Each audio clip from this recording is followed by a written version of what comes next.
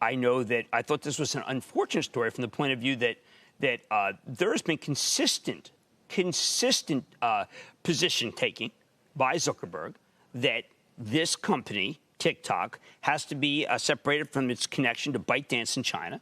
And if Microsoft runs the operations, it's good. But those who are close to him have asked about other companies, and he's concerned that they don't have the code capabilities. I think that having the code capabilities, really only a handful of companies can do it. And one is Oracle. Now, Oracle is business to business. A lot of people feel, what the hell would Oracle be doing with this?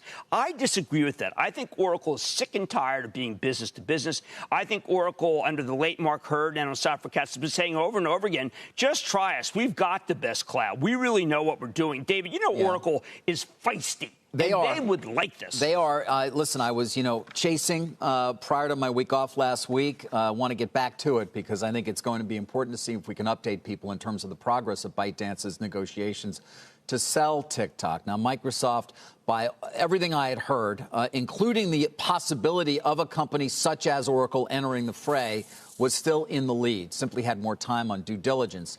And again, I made this point many times, guys, but it is worth emphasizing. Oracle is one of those companies, one of very few that actually is in a position to take the code over, to meet that year timeline that is out there in terms of their ability to actually move it to the U.S., move it to all their engineers, and separate it completely from ByteDance, from all those engineers that they have in China, 10,000 or so. I mean, so many of them, those 15 million lines of code. Remember, this is the key to TikTok's success, getting back to the product itself, is its ability to reiterate itself, change quickly, and get kids typically, but a lot of people so focused on it because it takes all sorts of different data, including data that's not necessarily front and center, and constantly iterates the app for you to give you what you potentially want, or at least thinks. And so it's going to be key for either one of these companies to be able to port over that. They get 1 year to sort of keep making the changes that the Chinese are going to be making. Then it's got to be all theirs. And then there's a question of interoperability around the world because, of course, this is a global product. But I'm understanding that's less of a challenge than is that simple challenge. Well, but we got to update everybody on where things stand. If you're ByteDance, by the way, great news, right?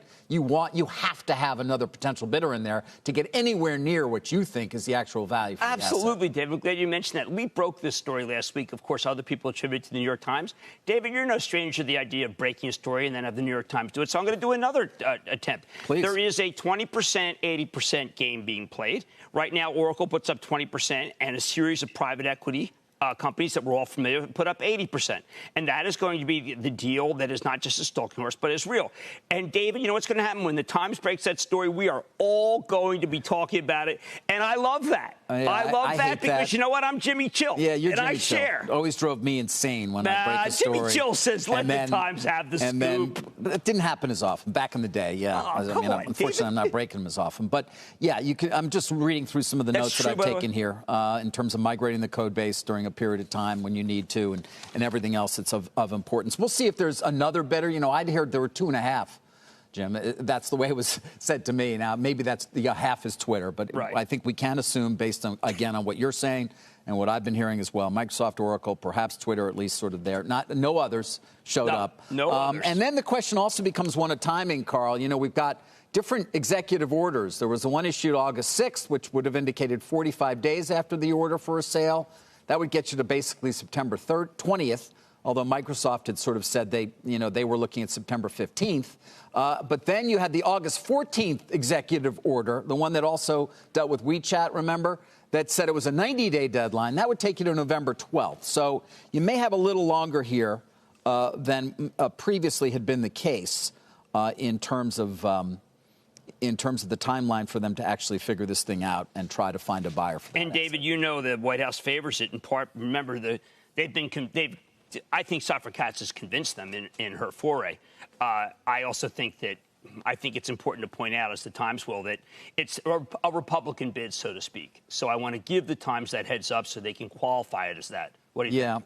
But you know, Jim, it's funny if that is the case. That's going to be like the if that is the case, though, and I'm not sure that's got a little more hair on it. That bid. I mean, I want a pure bid potentially from Microsoft that's all cash, that's one buyer, no private equity firms involved, no other relationships. You know, I can vet them; they've already been vetted. I don't know. It just adds when you add more potential buyers in a group. It increases the level of complexity. And how about the president saying he wants a VIG here? Do we have any feel on what he wants there? I mean, I had heard consistently that any negotiations that have taken place since he mentioned that one time never have included any conversations whatsoever of some sort of compensation to the U.S. or the Treasury. And, Carl, I can tell you without a doubt that the people who are doing that 2080 bid that I mentioned, they'd be thrilled with Microsoft paying more. And Microsoft, by the way, I don't know whether Peter Navarro is really focused on it as much. He did mention that Microsoft does have the Chinese Communist Party has some leverage over Microsoft. But if you can separate out everything from ByteDance and get away from their algorithm, then so what?